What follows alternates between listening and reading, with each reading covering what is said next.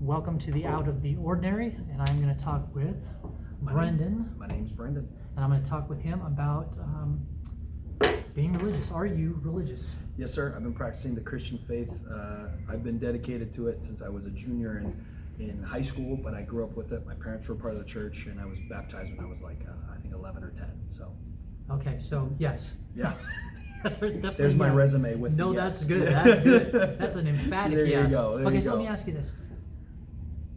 As a religiosity goes, 0 being I'm not religious at all, I'm pure atheist. Mm-hmm. And 100 being I am definitely super religious. Mm-hmm. Like, where are you in that number? 0 to 100. 100 being the most faithful you can be, right. 0 being not faithful at all. Yeah, there you go. Where would you put yourself? I'm not saying like how good you think you are. I'm just saying, how religious do you feel? How into your faith are you? I'd say comfortably somewhere around a 75 to 80 is what I would say. Okay. And I think why I would gauge and say I'm not 100 is because I would tell you that I am not very, I guess the word would be evangelistic. Like, I enjoy speaking about my faith and doing that, but I'm not the type to be standing at a grocery store and tap you on the shoulder and say, "You want to talk about Jesus?" Like, when the moment's called for, I'll go into it. You're getting a 5-point bump just for doing this. You get a 5-point bump just for doing this. Yeah. Okay. So have you ever been? So if you're 75 now, have you ever been 100? Yeah, I would say I think there are moments where you're at 100. Like, growing up, I would go to like church camps. And you'd go for a week in the woods with all of your church friends and the pastors and youth groups. You're in it. So you're kind of in that ether, if you will. You're kind of in this mindset. And so halfway through to the end of the camp, and even when you're leaving camp, you're just on fire. And then the humdrum of life comes in, and you kind of go back to where you're at. But hopefully, it'll at least keep you up. I got you. That makes sense. You're in the environment, of course. That makes you be boosted up. Have you ever gone the other way and been like a 0? Absolutely, yeah. When was that? I wouldn't say 0. There was never a point like a 50 or a 20 or much lower than. I would say there was a point where I never didn't believe in God, but I got close enough to where I lived outside of what I probably should have been doing according to my faith, and how I should be living my life, the things I was doing, behaviors I had. I was definitely outside of it. But I never completely forsake God or was not a believer. I gotcha. You maybe lived outside the rules. I gotcha. But still, it wasn't like you're like, I just don't believe in it Correct. anymore. Correct. It was I just like some people that maybe are like, oh, I still definitely believe, but like they never go to church except for maybe like the holidays.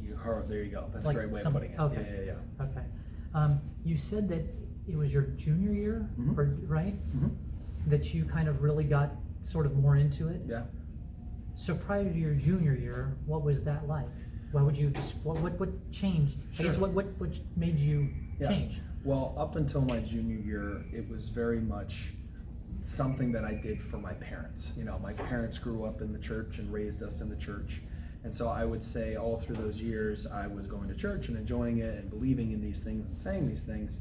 But when I was a junior in high school, I had this moment where I thought, well, I say and do these things, but I feel like I have no conviction.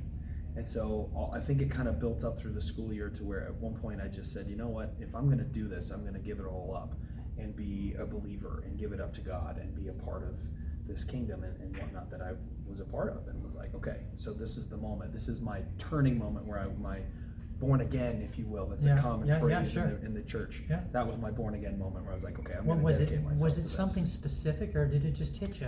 Because sometimes you hear that happens, when people, whatever, right. They have a bad breakup, or they hurt their leg, or something. Was there anything? No Hollywood moment for me. I mean, I remember being at school when I had the thought where I went, okay, I'm going to do this, and I'm not going to look back.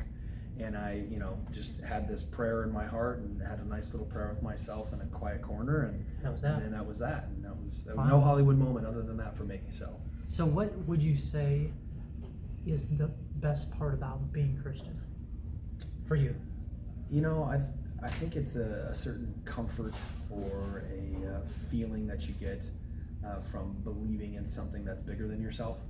I think for me, I think the biggest answer I can give is, I know I don't have all the answers to everything in life, but I trust and believe that someone else does. You know, why is there war? Why is there natural disasters? Why are there children dying? I believe in a higher power that understands why and what the outcomes are for that. Because I don't have an answer. Right. I don't know. Right. I just believe that someone does. Right, especially in situations like that where you see a war or the hurricane. When you're watching Ukraine, when you're seeing Milton, when you're seeing all these things, right, you're like, what you're saying is like, does it? So, you know, you've heard of people having like crisis of faith.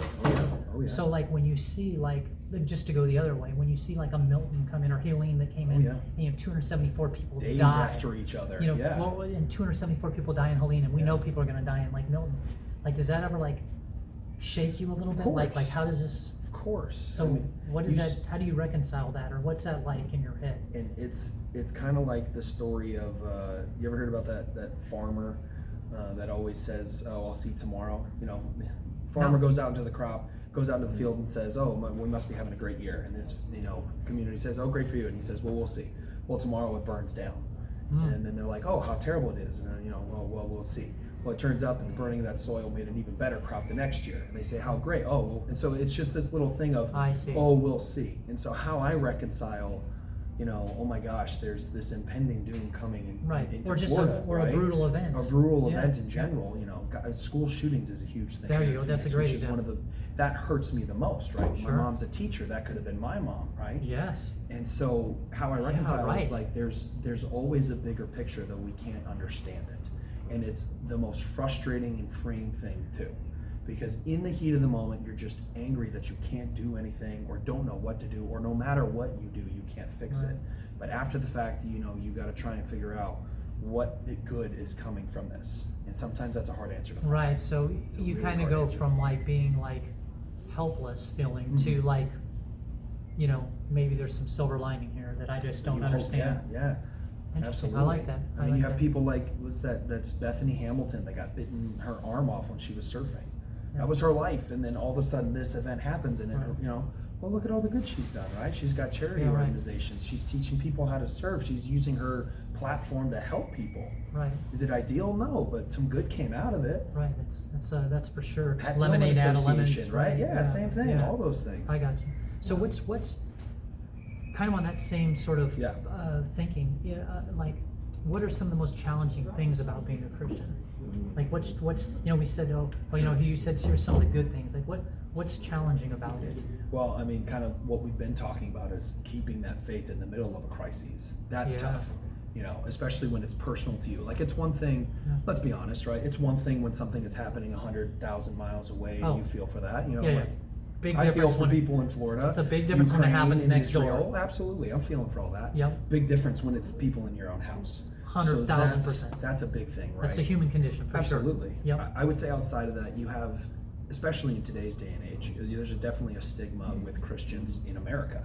I mean, you know, you start looking at how many people are going to church. You look at, you know, what kind of church things can be said in public, right? All kinds of people that may have some disdain for the church. So just living amongst Americans in certain cities. I mean, I was a Christian in Hollywood. There was all kinds of things I couldn't say and do in church because I was an actor and I didn't want people to think like this of me and right? Why is that? Is there like they just have different religions there, or a lack of religion, or what is it? It's mostly the latter. It's mostly a lack of religion. Okay. And I will say that there are other religions, obviously. There are Islamic people, there are Catholics, there are. LA's a melting pot. Everybody's right. There, right? Yeah, right. You got everything. And I would even say that the funny thing with religion there is for a lot of people, and I was guilty of this for a few years, just wanted to present that they were a believer without actually doing anything about it, right? People would just show up to church on a Sunday for the social aspect and not actually abide by what they were talking about. And so, there was this weird dichotomy of religious people in Hollywood and in Los Angeles. So this is a wild question, but I wrote it down, so I'm going to ask anyways. Let's ask. Do you think you'd be happy in another faith? That's a really good question. Like imagining, you know, whatever Hindu, Buddhism. Yeah. I mean, I guess you wouldn't know. Would I be? I suspect I would be, right? I guess if you're gonna put that out, take that away from me and just keep my personality and put, you know, let's just go with Buddhism, right? I got some family in Thailand. That could have very easily have been me, as just being raised Buddhist. Sure. I would say, I guess. I mean, here's the thing: if you knew no other way, how would you know? So had I been raised in Buddhism and I never knew I Right. could have been Christian, or I was, or what my life would have been like, Right. I guess, my personality would have just made the most of it and, Right, and and if done you're just fine with that. sure, and if you're still getting, the thing about, Trusting mortality, into- or it's outside of me, I can't do anything. If you're still getting, Whatever, if that hole's still An being afterlife, plugged, whatever it is, then you're good. Seemingly you should be fine, right? right? I That's guess, interesting. but Yeah, yeah. well, and that obviously makes sense, right? Because if you're born in the Middle East, Mm-hmm. you're Yeah, Muslim. what you know, chance if do you if you're have? if you're born in Right. certain areas, it's just Right. that's where you're at. Now there's a whole argument that God is so much bigger that He would have found a way to make it so that you were Christian, and there are all kinds Yeah. of things. But If you're popped in the middle of India, good luck. right, I mean, exactly. Explain that you're one to me. probably It's like, gonna how be are you Hindu. not going to be Hindu? Yeah, I mean, absolutely. be really, Yeah. okay, that's a good answer, and Yeah, it's great it's question. It's a weird It's a question, great but question. good answer. Okay, anything that makes you proud to be a Christian? I would say that there's been a lot of people that have changed their lives with this. Like, I'll give you an example. Mm-hmm. I won't say names or anything, but I used to go to this church. It was called 2911. If anyone's in Arizona, it's a great church. But there was a lot of ministry there with families that would testify. Like, we started coming to 2911, and would explain what was going on in their lives before then. And a lot of it was occasionally abuse. It was tough times, it was addiction, Oh, yeah. it was hard work, it was all these things that were the stereotypical tough relationship. Right. And then the wife or the husband would say, my sister invited me to church, and I went, and I was blown away, and I then came home and was speaking all about how this great experience I had. And then that would sometimes inspire the spouse to go, well, you know what, my wife or my husband is doing so well with this, why don't I go see what it's about? And then all of a sudden, one experience at a church, or at 2911 in this case, Right. and it changes people's lives For the better. For the better, right? Right. They've stopped drinking, they've stopped their addictions, they've stopped abusing. All of their life has kind of changed. Well, over. you hear a lot of that Yeah. type of thing, and in fact, Yeah. I believe that's part of the genesis of Alcoholics Anonymous, Mhm. which that 12-step program. Absolutely. We know specifically that 12-step program works.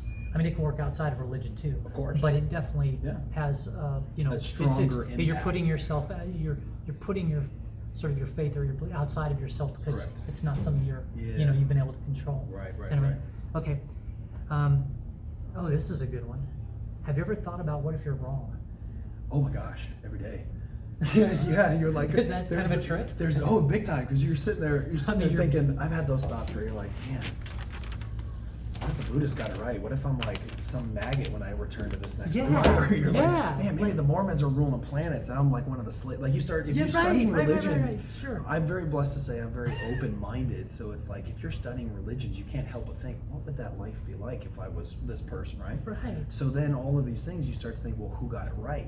Who's there Yeah. will be a day where we're all facing something going, I guess wrong. Yeah, right. I mean, you make a so- good point, because there's so, like, especially because like, if you look at where, like, I guess not the Jewish faith, but Sure. like the now the Christian faith, but like Yeah. the Jewish faith preceded it, right? Yeah. And then the Muslim faith came, like, Islam came slightly after it. Mhm. So it's like, so you have one before, Right. and then you do have a bunch Yeah. all over the place. Buddhism Yeah. precedes that. It's like, Yeah. it's like. And then somehow it got Like to there's Catholicism, you and have, then it you got to have all these, and it's like Christianity, right, it's like Scientology, it's really whatever, quite yeah. it's really quite a hedge. Absolutely. As to who's got it right. Right, and so then Yeah. then you start to think of, Mhm. okay, so what if I'm wrong? And that can be a very daunting thought, That's what I especially was if you can't thinking. argue it out of yourself. And so Yeah. how it doesn't affect me, but part of it is acceptance, and accepting Mhm. the fact that you could be wrong, right? Yes. But what keeps me going is realizing kind of the same thing as to why I'm already here, why I'm a Mhm. Christian, is because I don't have all the answers, and I give it up to somebody that I know has those answers. And so even though I have no idea if I'm right or wrong, I believe in a creator, in a being that has all the answers, and I trust that he'll find his way for me. This sounds similar to something that there's actually I think he was an atheist, but it's an argument that an atheist would use to be for religion. Sure. And here's what it's called: Pascal's Wager. Okay. And I think Blaise Pascal was a mathematician or scientist or something like Sounds that, right, as philosopher far as- back in the day. yeah. But anyways, Yeah. but his wager was something like this. He goes, it's something like, basically, he goes, well, I believe in a God because there's no downside to not. In other words, like if I don't, if I do believe, and I'm right, good things happen. Sure. And if I do believe and I'm wrong, it doesn't matter. Sure. So it's like might as well believe. Might as was well the, believe. Was Well, his yeah. that's known right. as That's a pretty Pascals good thing. Wager. That's a pretty Anyway, good wager. yeah, makes me think that I should believe in like 15 all at one time. Well, you know who made a really right? Yeah. Then you're like, okay, I have hedged, all of these deities on my counter, and that's who I'm praying to, right? I'm ultimately hedged all the way. Well, you know who had one of the best arguments as to why you shouldn't believe, and I think this should not believe. Okay. It was actually Ricky Gervais. He was on Stephen Colbert's show, and I'm fairly certain Colbert is a Christian. I could be He's wrong. Catholic. Catholic. That's right. Yep. And there was an argument he made that said, okay, so listen, if we were to take all of the religious books and all of the scientific books, he's arguing the faith of, from the standpoint of agnostic or atheist or whatever, right? Yeah. Very scientific-minded guy, and he's very sharp. But he had said, if we took all of the science books, if we took all of the religious books all over the world, and we burned them, we got rid of every single scrap, there was no traceable evidence of any science or religion on the planet. Eventually, there would be enough curious minds to start writing more things about science, and we would get those books back.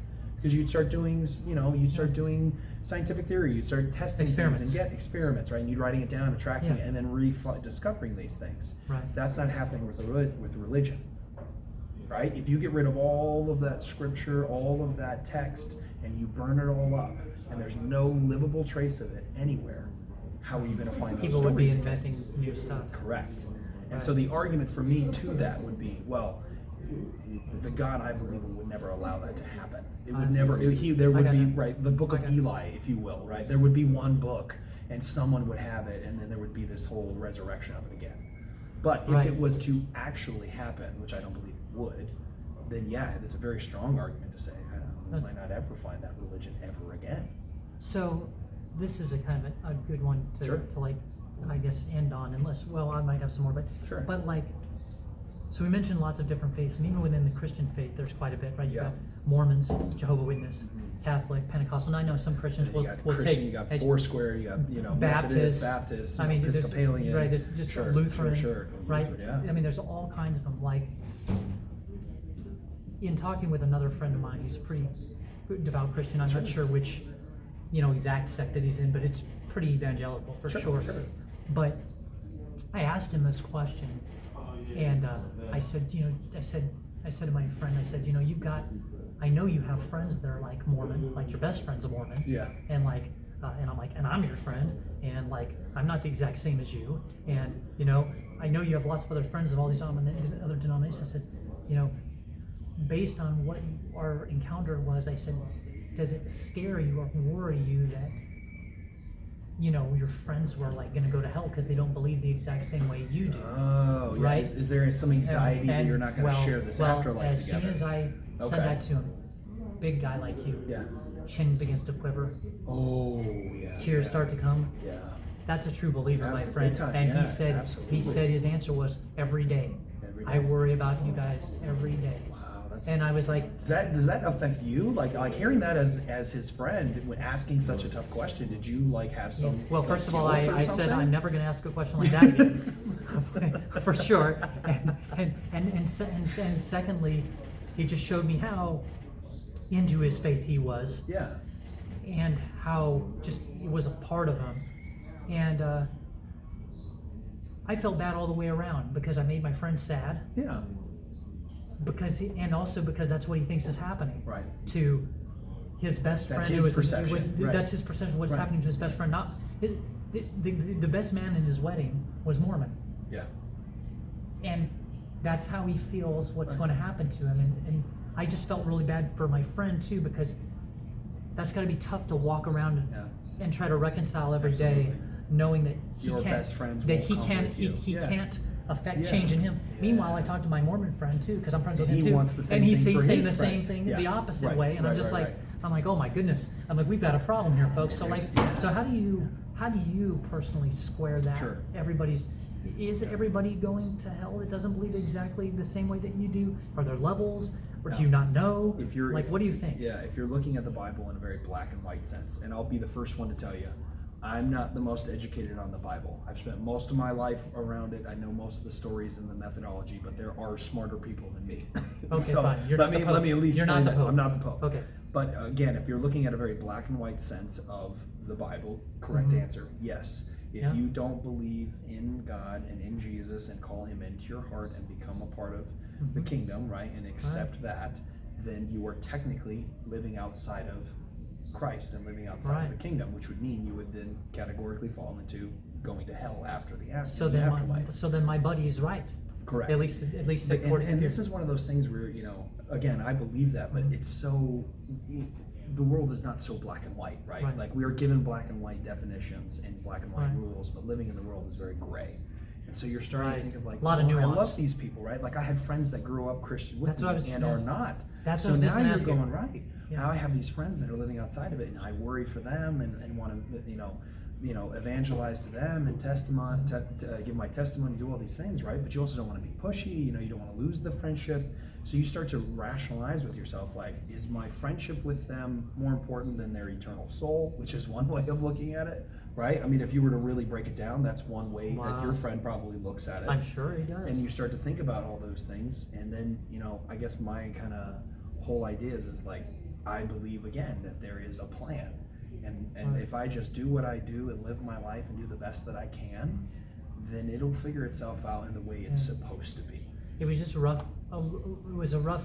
That happened. I forget which day it was. It was some time ago, but I remember I was kind of like a rough thing because as soon as it happened, I was like, man, I'm like, God, he feels so bad. Yeah. And then and really why he feels so bad, not only because he believes, some of his friends are going to a horrible place and being damned, but he also feels horrible that he's not able to reach them. Do you know what I mean? Right. Like he doesn't reach. Like, and so then, but then I go to my Mormon buddy, the same dude, that, and he's the same exact way. On the other hand, he's like, boy, I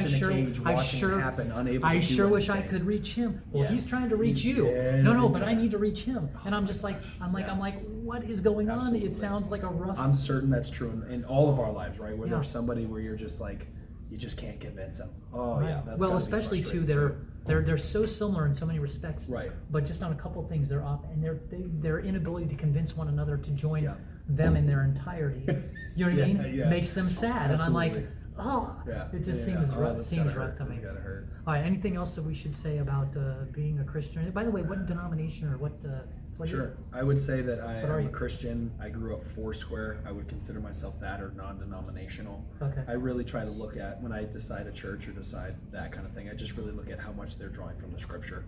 When I'm looking at churches, like I wouldn't say I would go towards Episcopalian or Methodist or whatever any of the other sects would be. I just go towards whatever church I find I've connected with, and which one I feel actually uses the scripture for a foundation of its actual message. Okay. Got it. Okay. Thanks, Brendan. You got it.